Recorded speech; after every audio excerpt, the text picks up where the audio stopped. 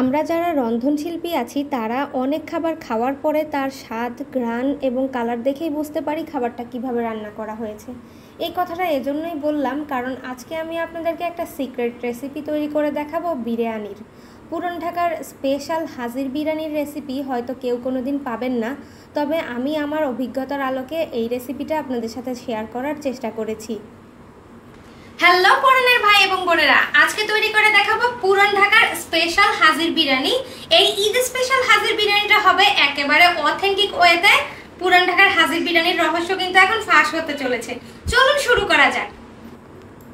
এই বিরিয়ানিটা রান্না করার জন্য আমাদের নিতে হবে সরিষার তেল। প্রথমে আমি এখানে 1/4 কাপ সরিষার তেল নিয়ে নিচ্ছি। পেঁয়াজ কুচি নিয়ে নিচ্ছি 1 কাপ পরিমাণ। অবশ্যই সরিষার তেল নিতে হবে কারণ অথেন্টিক রেসিপিটা সরিষার তেলেই করা হয়। শাহজিরা, লবঙ্গ, গোলমরিচ, এলাচ, দারুচিনি, তেজপাতা সব কিছু নিয়ে নিলাম 1 চা চামচ করে। আর এটা পেঁয়াজের সাথে ভেজে নিব। পেঁয়াজের কালারটা যতক্ষণ না ব্রাউন কালার হবে ততক্ষণ ভাজতে হবে। আমি আজকে যে উপকরণ যেভাবে দেখিয়েছি সেমভাবে ফলো করলে আপনারাও হাজির বিরিয়ানির টেস্টটা পেতে পারেন। 2 টেবিল চামচ পরিমাণ আদার পেস্ট, রসুন পেঁয়াজ পেস্ট 1/2 কাপ, জিরার গুঁড়া 2 টেবিল চামচ পরিমাণ, লাল মরিচের গুঁড়া 2 টেবিল চামচ পরিমাণ দিয়ে খুব ভালোভাবে তেলের উপর ভেজে নিচ্ছি যেন মশলার কাঁচা গন্ধটা চলে যায়। এরপর দিয়ে দিচ্ছি টক দই 3 টেবিল চামচ পরিমাণ। টক দইটাও ভালোভাবে ফেটে নিতে হবে যেন দানা দানা হয়ে না। আজকে আমি প্যাকেটের মশলা দিয়ে আপনাদেরকে বিরিয়ানিটা রান্না করে দেখাচ্ছি। আমি এখানে 3 টেবিল চামচ পরিমাণ বিরিয়ানির মশলা নিয়ে নিলাম আর মশলাটাকে দিয়ে দিচ্ছি। এই পর্যায়ে যখন মশলাটা একবার কষানো হয়ে যাবে তখন এই বিরিয়ানি মশলাটা দিবেন। আপনারা চাইলে যে কোনো ব্র্যান্ডের মশলা এখানে দিতে পারেন। কেনা মশলা দিয়ে রান্না করলে টেস্টটাও ভালো আসে, প্লাস সহজ হয় রান্নাটা, তাই আমি প্যাকেটের মশলা দিলাম।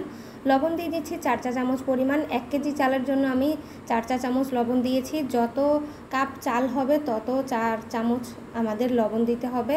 এখানে দিয়ে দিচ্ছি গরুর মাংস 1.5 কেজি পরিমাণ আর মাংসটাকে খুব ছোট ছোট টুকরা করে নিতে হবে। যারা আপনারা হাজির বিরিয়ানি খেয়েছেন তারা জানেন যে মাংসের টুকরাটা কত বেশি ছোট থাকে। এবার মাংসটাকে খুব ভালোভাবে কষিয়ে নিচ্ছি মিডিয়াম আঁচে। এটা ঢাকনা দিয়ে ঢেকে রান্না করছি আর এর গা থেকে দেখবেন অনেকটা পানি ছেড়ে দিবে রান্নার পর্যায়ে। আর এরপর আমি এর মধ্যে দিয়ে দিব বাদাম বাটাটা, তবে কিছুক্ষণ কষানোর পরে বাদাম বাটা দিবেন। আপনাদের ঘরে যে বাদাম থাকবে সেটা বেটে দিতে পারেন। আমি এখানে কাঠবাদামটা পেস্ট করে দিয়েছি। টমেটো সস দিয়ে দিচ্ছি 1 টেবিল চামচ পরিমাণ। অবশ্যই এই 2টা জিনিস দিতে হবে, তাহলে খাবারের প্রপার টেস্টটা পাবেন।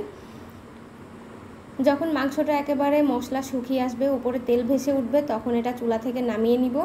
আর আরেকটা পাত্র নিয়ে নিচ্ছি, এর মধ্যে 1/4 কাপ পরিমাণ সরিষার তেল দিয়ে দিলাম চালটা ভাজার জন্য। যে গরম মশলাগুলো আগে নিয়েছিলাম সেগুলোই 1/2 চা চামচ করে দিয়েছি। শাহজিরা, এলাচ, দারচিনি, গোলমরিচ, লবঙ্গ, তেজপাতা। এরপর দিয়ে দিলাম পেঁয়াজ কুচি। এবার এটাকে ভালোভাবে ভেজে নিচ্ছি।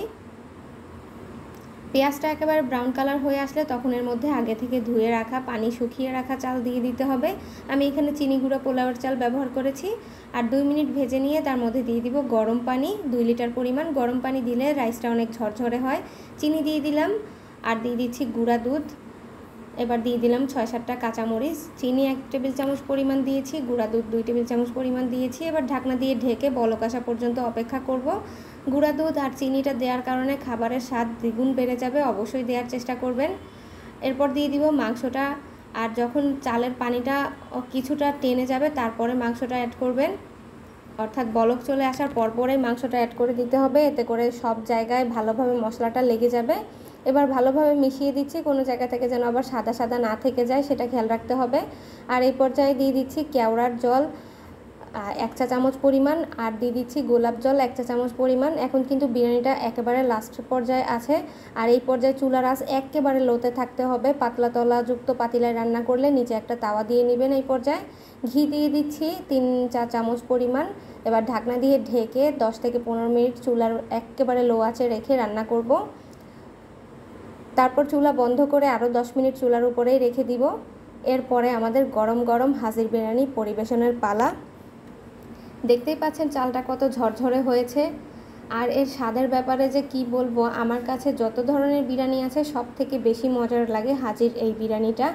এই বিরিয়ানিটা দেখতে অনেকটা তিহারির মতো হলেও এটা কিন্তু আসলে বিরিয়ানি, আর খেতে এর টেস্ট ওয়ার্ল্ড বেস্ট। অবশ্যই আপনারা এই ঈদে ট্রাই করবেন এই রেসিপিটি। ভিডিওটি ভালো লাগলে অবশ্যই লাইক, কমেন্ট, শেয়ার করতে ভুলবেন না। আর আমার বিরিয়ানি খাওয়ার স্টাইলটা দেখেই বুঝতে পারছেন বিরিয়ানিটা কতটা মজার হয়েছে। আমার সাথে থাকার জন্য আমার চ্যানেলটি সাবস্ক্রাইব করে রাখতে পারেন। দেখা হবে নেক্সট এপিসোডে। ভালো থাকবেন সকলে। আসসালামু আলাইকুম। আপনাদের বাসায় অনেক ব্যস্ততার মাঝে অনেক সময় ভালো মন্দ রান্না করা হয় না। বাসার কিছু কিছু লোক থাকে যারা কিন্তু ভালো রান্না না করলে খেতেই চায় না। আর এমন সমস্যা কিন্তু আমার বাসাতেও হয়। আর এই সমস্যার জন্য আমি একটা সহজ সমাধান নিয়ে এসেছি। আমি তৈরি করেছি গরুর মাংসের আচার। খুলনার ঐতিহ্যবাহী চুইঝাল দিয়ে এই আচারটা তৈরি করেছি। এটা রেডি টু ইট। আপনারা যারা ব্যস্ততার কারণে বাসায় খুব ভালোভাবে রান্না করতে পারছেন না বা স্টুডেন্ট আছেন, পড়াশোনার চাপ অনেক বেশি, রান্না করতে কষ্ট হচ্ছে, তাদের জন্য মূলত এই আচারটা আমি নিয়ে এসেছি। এই আচারটা কিন্তু রেডি টু ইট। আপনারা কিন্তু কেনার সঙ্গে সঙ্গে বাসায় নিয়ে এটা খুলেই খেতে পারবেন। ভাত, রুটি, পোলাও যে কোনো কিছুর সাথে খুব ভালোভাবে মানিয়ে যাবে। খিচুড়ির কথা তো বললামই না, খিচুড়ির সঙ্গে আমার হাতের এই আচারটা কিন্তু অনেক বেশি মজার লাগে। আপনারা যারা এই আচারটি অর্ডার করতে চান তারা প্লিজ স্ক্রিনে দেওয়া নাম্বারে কল করতে পারেন অথবা আমার ফেসবুক পেজে নক করতে পারেন। এই আচারটা কিন্তু আসলেই অনেক বেশি মজার। আমার হাতের রান্না টেস্টের সুবর্ণ সুযোগ, এখনই অর্ডার করে ফেলুন।